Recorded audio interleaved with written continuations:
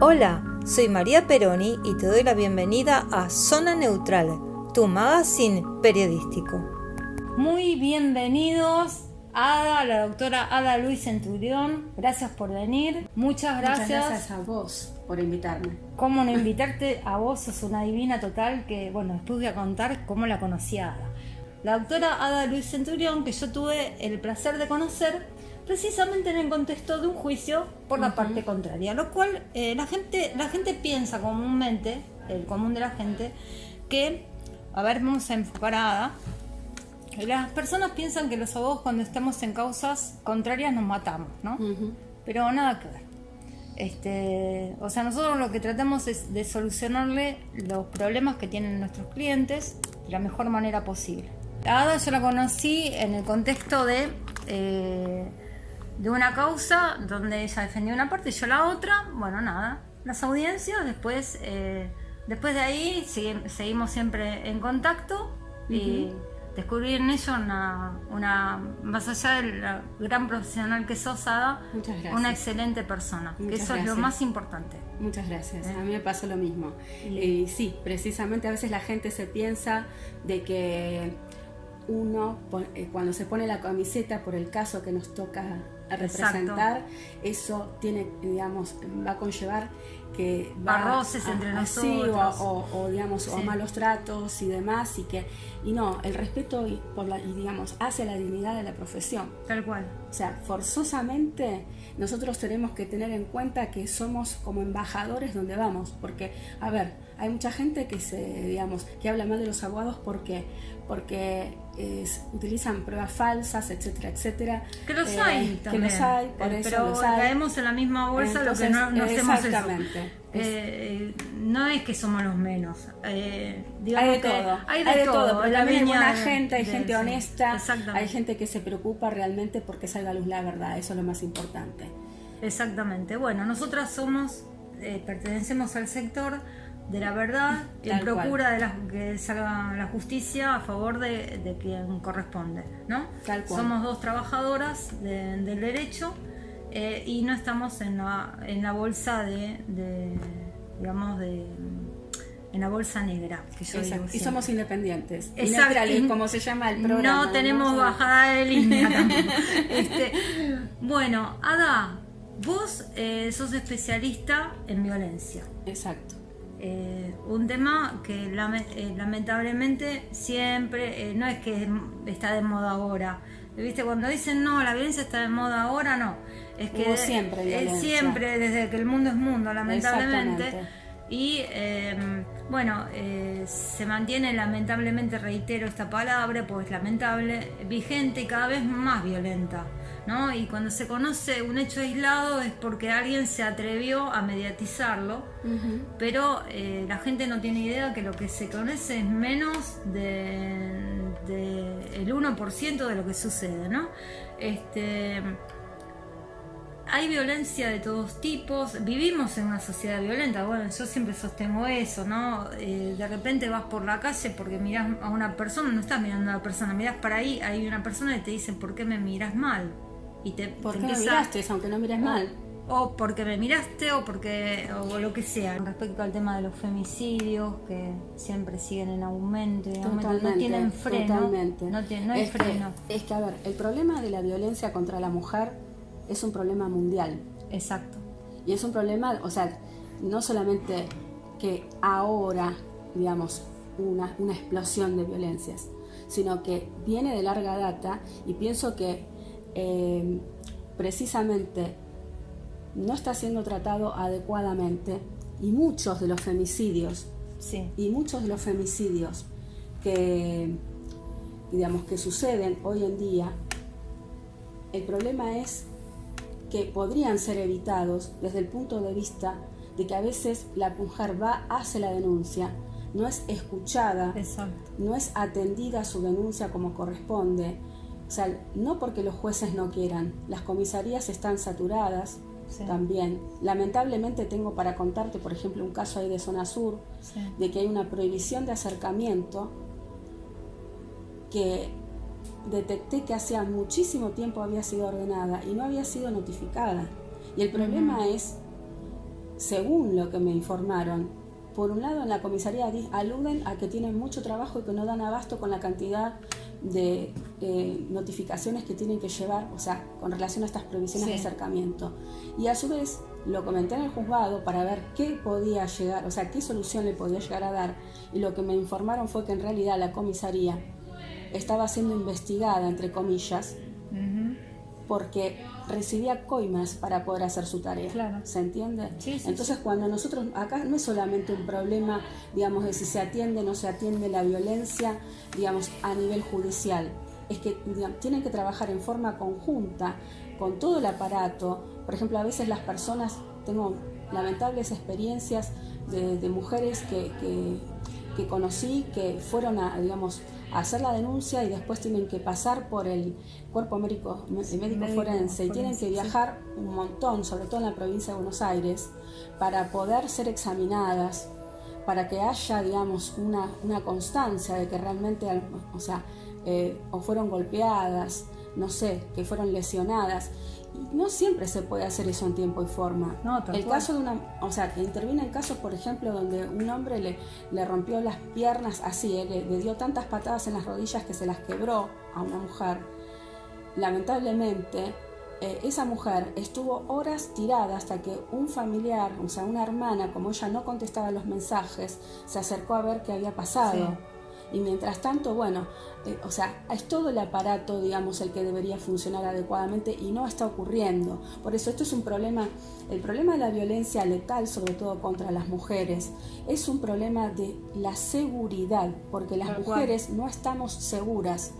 Y cuanto más, pero no hay solamente que verlo, digamos, como, por eso, digamos, desde un punto de vista, hay que hacer un análisis que sea multidimensional.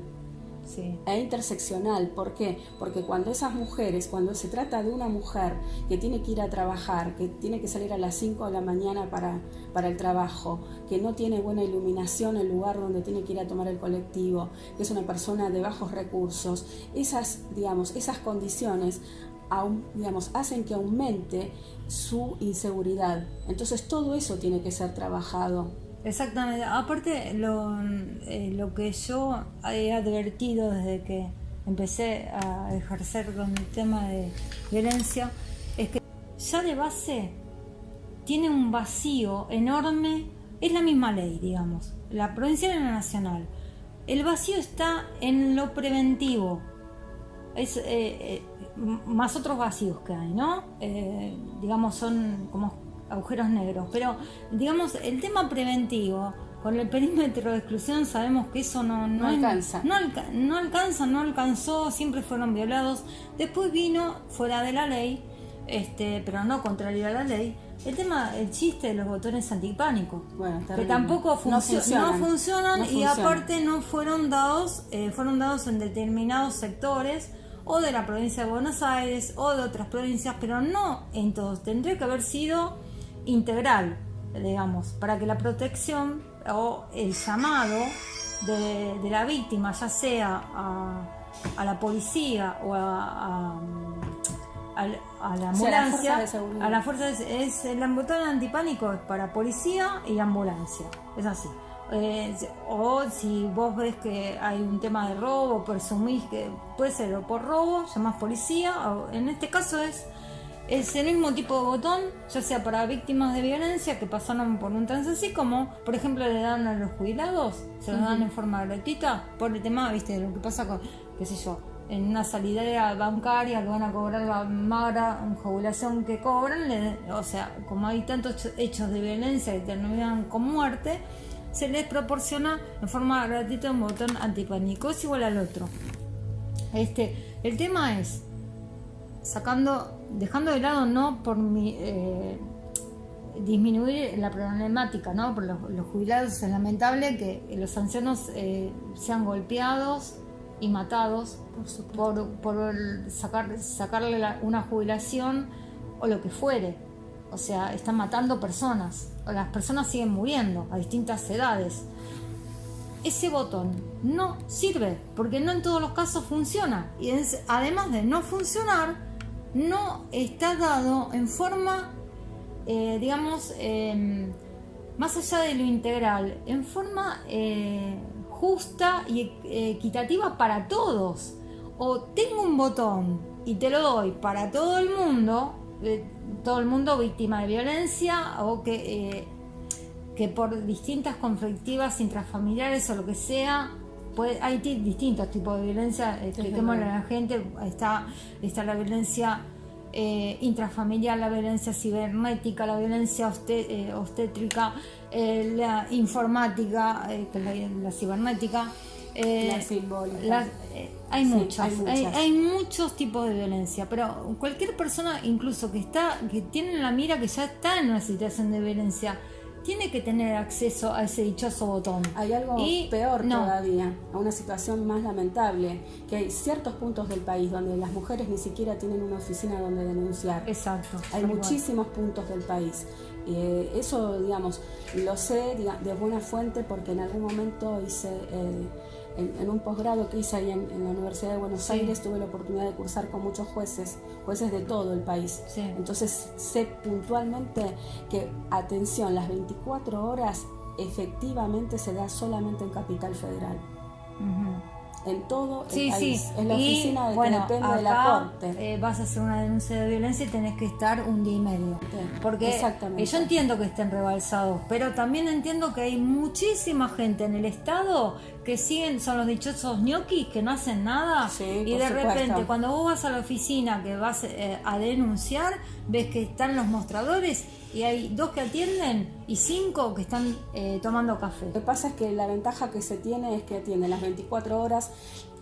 Otra ventaja es que está ya el asistente social, la psicóloga para hacer las evaluaciones pertinentes, y la persona ya se espera muchas horas, pero se retira ya con la prohibición de acercamiento. En cambio, en Provincia de Buenos Aires, lo que yo estaba explicando, la situación anterior, la persona tiene que estar horas esperando para presentar la denuncia en la oficina esta de la Comisaría de la Mujer, que también quiero destacar esto. Hay muchas comisarías de la mujer, por ejemplo, la de Esteban Echeverría, que ni siquiera tienen vidrios las ventanas, o sea, están trabajando en una situación realmente, terrible, que por ahí no tienen papel para imprimir las denuncias. Entonces la persona está horas en una oficina esperando que le tomen la denuncia, de ahí la mandan al día siguiente, tiene que ir a otro lugar para poder ser entrevistada. Esto era lo que decía, para pasar por el cuerpo médico forense. Es todo las distancias son tremendas. No estoy hablando de que va acá a 3 cuadras, tiene que ir a otra localidad. Por ejemplo, lo que se denuncia en Esteban Echeverría, el cuerpo médico forense está en Lanús. Y esas distancias llevan a que la lentitud, porque parece que fueran a la China, ¿no? Claro, y además con todo eso, lento el sistema. Exacto, sí. Con todo eso el juzgado de familia tiene que ir a Camino Negro y La Roque, en Lomas de Zamora. Estoy dando a modo de ejemplo una zona que trabajé bastante porque fui coordinadora de género y familia en una institución durante unos años. Entonces, esas son las situaciones, por eso decía, con las que luchamos en el día a día. Aparte hay otro detalle que vos decías con relación a que vos hablabas de la normativa hace un momento.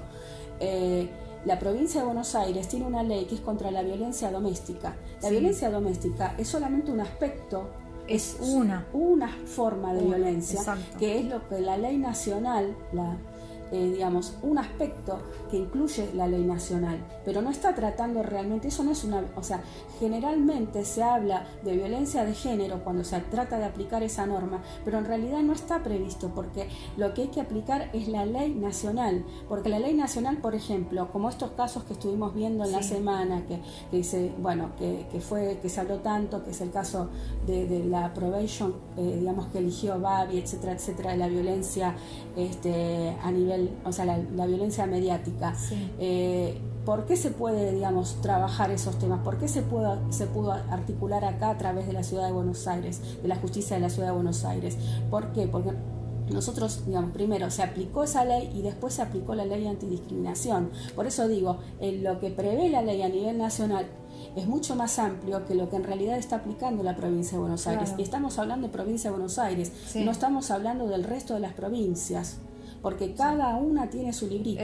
Por eso repito, por nuestro sistema federativo. Por nuestro sistema, exactamente. Y el problema acá es que muchas veces también las mujeres se encuentran con la dificultad de que cuando van a denunciar estoy hablando que por ahí sí hay una oficina, pero muchas veces la persona frente a la cual van a radicar la denuncia es la misma persona que está vinculada con el agresor o es directamente el agresor. Entonces todo en ese aspecto bastante soluciona que se puedan tomar las denuncias acá en Capital Federal a través de esta oficina de la Corte. ¿Por qué? Porque conozco casos que las mujeres han radicado la denuncia en Capital Federal y de ahí las derivaron, o bueno, se planteó esto de que había esta dificultad y de alguna manera se trató de darles una solución.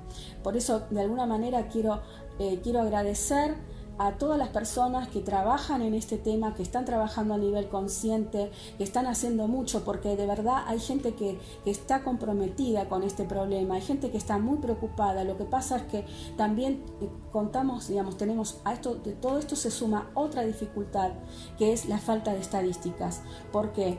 Porque no tenemos, o sea, cuando se habla de que hay, ahora se habla sí porque hay un femicidio cada tantas horas, etcétera, etcétera. En realidad todo eso no es exacto. Les voy a decir por qué. Porque me ha tocado precisamente, porque en la zona de Esteban Echeverría, cuando fui coordinadora, se había cerrado, aunque les parezca mentira, la oficina especializada en violencia de género.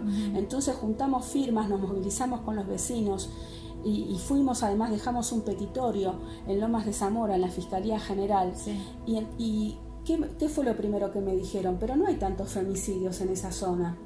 Preparé yo misma las estadísticas, las armé. ¿Cómo? Cruzando los datos. Fui y pedí información, o sea, pedí por favor que me indiquen, o sea, el listado de las IPP, o sea, donde había homicidios, lo que se dice homicidios de mujeres, porque no estaban catalogados como femicidios.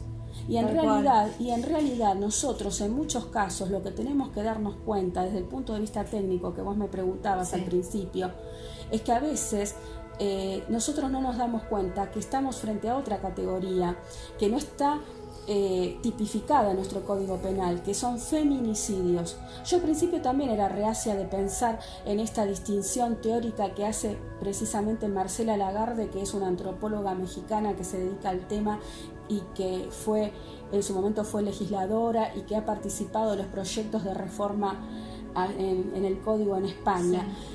Ella habla de feminicidio, ¿por qué? Porque dice, hay dos elementos que son constitutivos del feminicidio, que los hacen que se distingan de cualquier otro asesinato de mujeres. Uno es la misoginia. La mujer es asesinada por el solo hecho de ser mujer. O sea, eso no es... Estamos hablando de un paso más de lo que es la violencia doméstica o la violencia contra, digamos, que recibió una mujer de su expareja. Acá estamos hablando de que por el solo hecho de ser mujer. Y el segundo elemento constitutivo del feminicidio es la desidia del Estado. Por eso digo, a ver, un Estado que no hace lo que tiene que hacer es un Estado que deja hacer, un Estado ausente es un Estado responsable. Ojo, porque, o sea, nosotros en su momento, en 1994, cuando nosotros incorporamos los tratados internacionales de derechos humanos, nosotros asumimos como país una responsabilidad. Entonces nosotros no podemos hacernos los distraídos. Y de hecho bastante sí se avanza acá en Argentina. Pero ojo, que también la violencia, como a través de los medios, que se piensan, o sea, hay gente que se cree con derecho a insultar, con derecho a un montón de cosas, a discriminar, de alguna manera siembra la semilla, digamos, que de alguna manera a esas personas que están con la cabeza así, digamos, como dada vuelta, o sea, terminan, digamos, de hacerles sentir como que ese odio que quieren, digamos, que quieren imponer o esa lesión que quieren infligir en el cuerpo de una mujer como que estuviera bien, porque tratan, digamos, de alguna manera de sembrar un todo vale. Era coordinadora de Género y Familia de la seccional de ATE Ezeiza, Esteban Echeverría y San Vicente. Entonces marcharon más de 100 afiliadas conmigo en medio de la lluvia, una de las primeras marchas por el Ni Una Menos, y entregamos simbólicamente, ¿no? Entregamos un petitorio que fuimos recibidas. Yo fui recibida por el fiscal que estaba de turno en ese momento, le expliqué la preocupación, es por eso que... le expliqué la preocupación porque a mí me había tocado patrocinar a una afiliada de ATE que hoy ya no está entre nosotros, pero que bueno, gracias a Dios puedo decir, no falleció, que por ahí me está escuchando la hermana en este momento, no falleció por una impericia mía, no falleció por el contexto de violencia de género que estaba viviendo. Falleció después por una mala praxis en un hospital. Pero yo viví en carne propia el tener que acompañar a una víctima, como muchas mujeres que me están escuchando, acompañar a una víctima, porque no solamente patrociné, acompañé. Tal cual. Bueno, los que nos dedicamos a violencia también acompañamos. Entonces, y que el ex marido esté diciendo que le iba a quemar la casilla con los hijos adentro, que esté haciendo la denuncia, y que, o sea, que yo presentándonos, la mujer llamando a la policía porque teníamos ya la orden de la prohibición de acercamiento, y que la policía en ese lugar dijera: yo no sé si la orden es válida o no es válida, porque no sé, porque esto es una fotocopia, porque la víctima siempre tiene una fotocopia del oficio, porque el original queda uno en el juzgado y el otro queda en la comisaría. Entonces, explicarle a la persona que estaba a cargo en ese momento que el original lo tendría que tener guardado en algún bibliorato, y presentarme a las 2 de la tarde en la fiscalía y que me cierren la puerta en la cara porque decían: no, tiene que venir mañana, porque mañana recién a partir de las 8 de la mañana se lo va a atender. Y la verdad fue terrible, porque yo todo ese periodo hasta me enfermé, porque yo no sabía si al día siguiente esa mujer iba a estar viva. Entonces, así como esta situación, hubo muchas situaciones. Entonces fue llevar esa bandera, fue plantear todas esas cosas por escrito, notas a Gil Garbó, en ese momento estaba Gil Garbó, por eso digo, fue armar las estadísticas y decir: bueno, acá se están ocultando ciertos femicidios. Fue buscar a ver qué era lo que había pasado con alguna parte de la población y presentar todo eso, insistir hasta que se reabrió. Exacto. Y hoy está reabierto, pero, o sea, cuando se reabrió, que lo celebré, gracias a Dios, dije que se reabrió, que fuimos escuchados, visité el lugar y nos encontramos con otra realidad, que es que les habían pasado montones de causas de donde no había trabajo para ellos y por eso lo habían cerrado. Bueno, tuvimos la experiencia de que estaban tapados de papeles con cosas para resolver, y encima no tenían los recursos porque les habían dado solamente en ese momento una resma de hojas. ¿Qué hace una oficina como esa solamente con una resma de hojas? No puede hacer casi nada, es lo que les decía del tema de los recursos.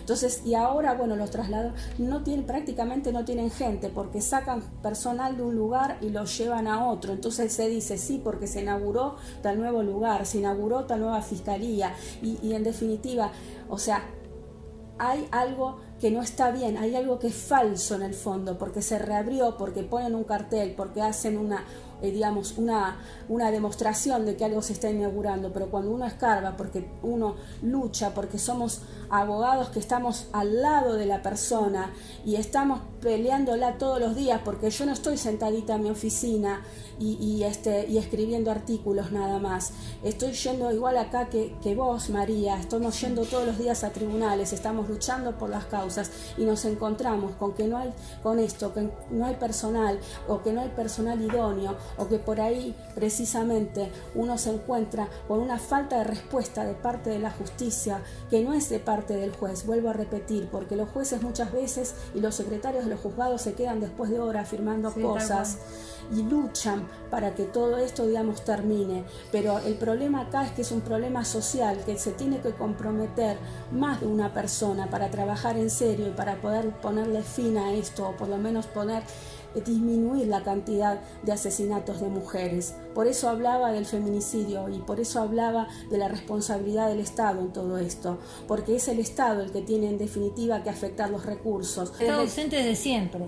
Lo que pasa es que desde que se redujo, digamos, por decirlo de una manera, desde que fue una política el reducir el Estado, nosotros hemos pasado por instancias donde se planteó que el Estado tenía que reducirse al mínimo. Entonces las funciones que son indelegables del Estado, y una de ellas es la seguridad, bueno, entonces empezó a verse, digamos, más afectada. Está bien y está mal, digamos, sos muy clara en tu exposición. Muchas gracias. A vos te saludo, a Zona Neutral. Chau, chau.